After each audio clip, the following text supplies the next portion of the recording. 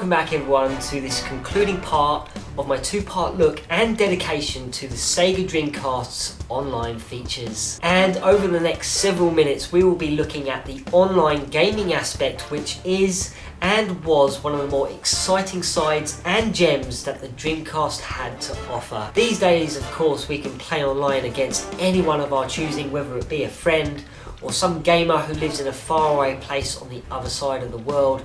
And many of our games have online capabilities which bring us closer together and interacting in different ways. But back when the Dreamcast was in the hot seat, gaming online was more of a novelty, and not many of us gamers had ever gamed in such a way before, and those days were very exciting times. So you might be sitting there asking the question, can you still game online with the Sega Dreamcast? Well, the answer is yes and no.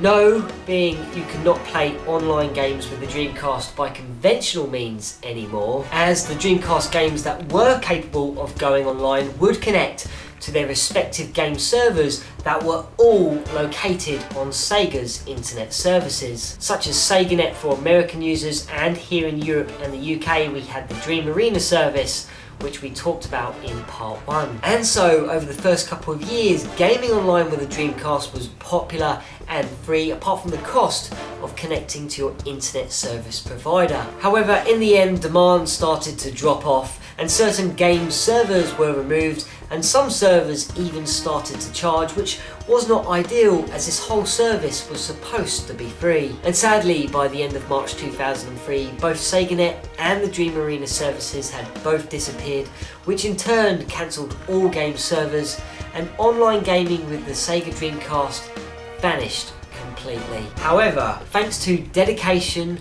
time and effort of some marvellous individuals, it is still possible to play online titles thanks to dedicated servers which for many have been running for some years now, and which allow us to relive and continue to enjoy these Dreamcast titles with others online. How, you might say? Well, I'm about to show you.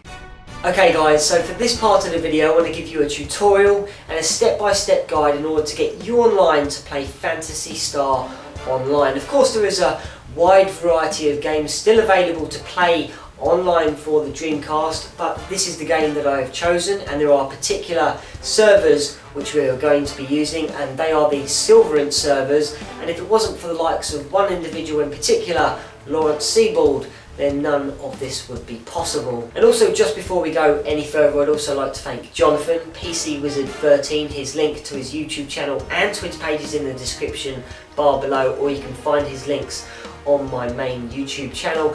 As I'd like to thank Jonathan because his help and dedication towards this video has been no end.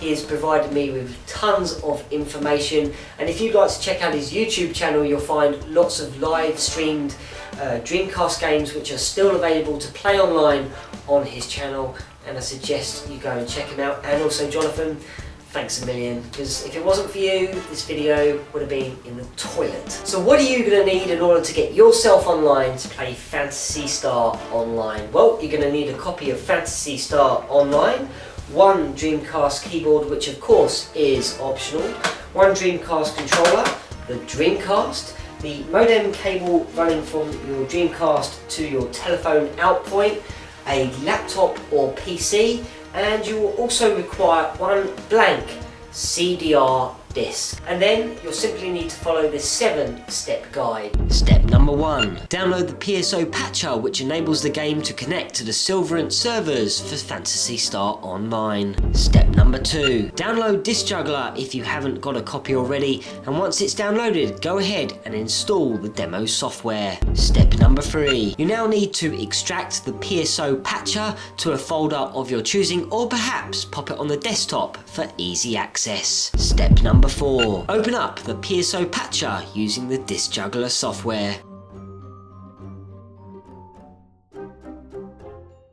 Step number 5. Pop in a blank CDR disc into your CD drive. Step number 6. Under the Advanced tab, select the following settings. For mode, select Mode 2. For offset, select 0. For block, select 2048. For TOC, select CD-DA. Then finally, under the MISC heading, tick the following boxes: add post gap to third party image and the raw file box.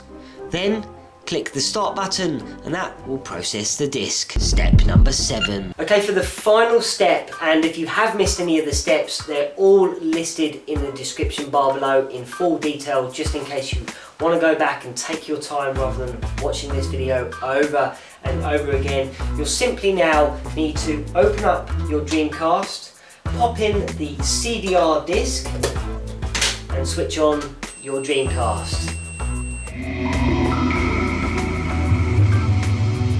Now it's asking me to please insert the GD-ROM, so don't switch off your Dreamcast, open the lid, take out your copy of Phantasy Star Online, take out the CDR and pop in the other disc, and then just close the lid.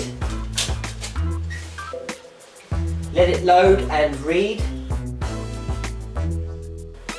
And now it says, press start to load and patch.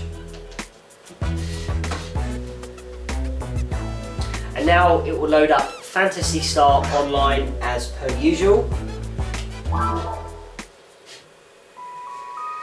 Once you're at the main menu, push start. You can continue your game if you already have some saved data, or you can load up a new game, but I'm going to continue. Now of course we get the option to play online or offline. Of course we want to play online, so we select online mode. Connect to the network via a phone line, say yes. And then enter, and here we go. There is something so cool about this, as we can still connect to Phantasy Star Online after all of these years, since the original servers were closed down. And here we are, welcome to the world of Phantasy Star Online. Just give it a few more seconds. And here we go. Now we can select our ship.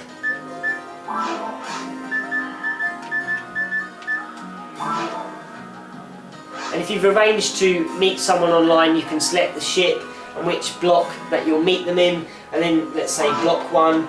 And now in just a few seconds I'll be loaded on the ship and be able to walk around and interact with them by typing on my keyboard and saying hello and all sorts of business. And here we are, online with Phantasy Star Online. Sadly, I'm a bit of a loner.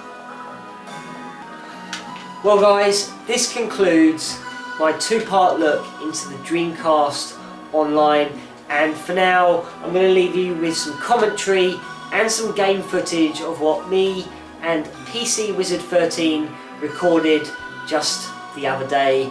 And until next time guys, I'll see you soon.